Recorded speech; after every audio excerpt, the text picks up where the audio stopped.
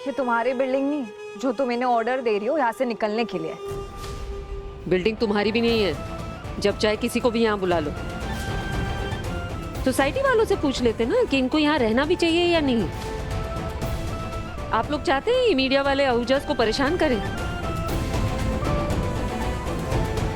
दिलदार सर, जिन्होंने आप सबकी कभी ना कभी मदद की है, इस बिल्डिंग का इतना भला किया है, उन्हें इस तरह बेइज्जत होने देंगे आप? इन लोगों को इन्हें परेशान करने देंगे? अरे क्या बताएं अम्मू, हाँ हम सब लोग ना दिलदार जी के सपोर्ट में हैं।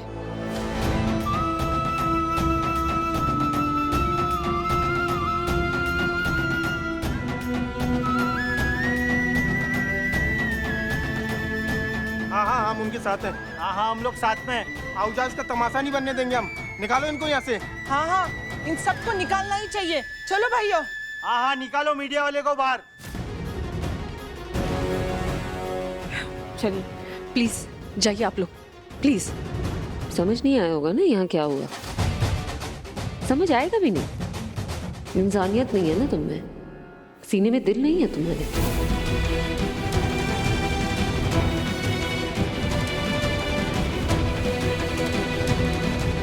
इस बिल्डिंग में लोगों के घरों के बीच दीवारें होंगी, दिल के बीच नहीं।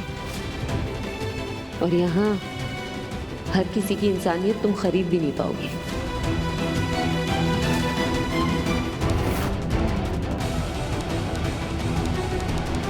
अरे ये ऐसे नहीं मानेंगे, इनको तो धक्के मार के निकालना पड़ेगा। अरे भाई आप जाइए, ये बिल्डिंग का मामला है, अरे निकालो। हम इसमें सुलझा लेंगे। प्लीज प्लीज आप जाइए। बाहर जाइए मीडिया वाले।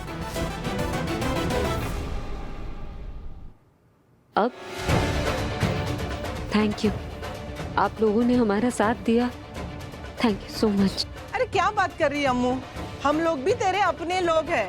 हाँ, और जब भी कभी मुसीबत आए ना तो हमें बिना हिचकिचाहट के बुला लेना। ठीक है, चलते।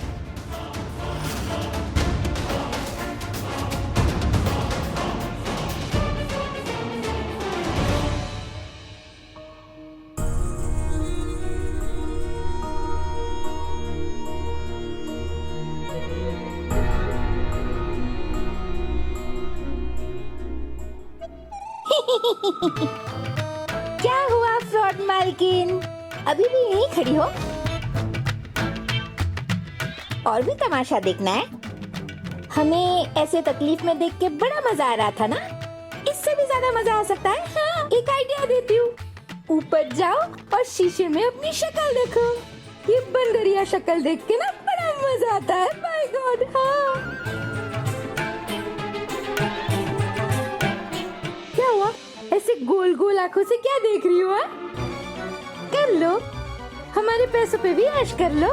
बस बहुत जल्द आहूजा हाउस ना हम तुमसे लेके रहेंगे, समझे?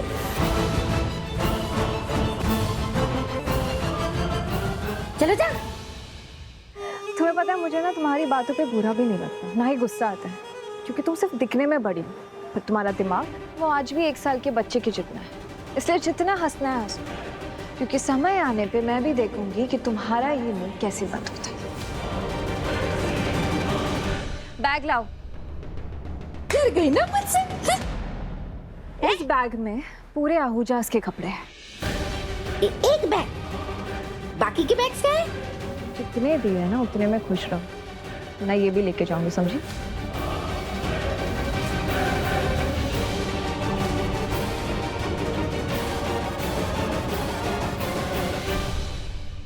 और तुम सब उस घर में वापस कदम रखने के बारे में सोचना भी मत। You losers।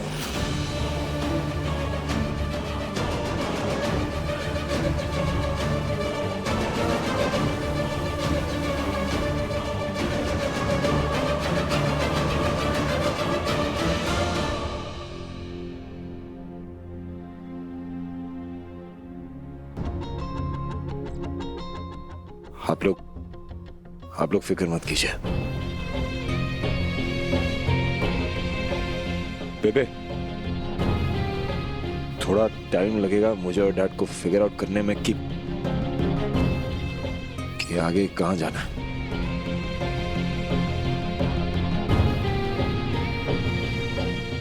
तब तक मैं होटल या कुछ बुक। विराट, दिलदार जी, अभी के लिए आप हमारे घर चलिए। ऊपर चल के बात करते हैं कि आगे क्या करना है। चलिए। नहीं, आंटी। नहीं, चलिए। अम्मू, प्लीज चलिए, चलिए।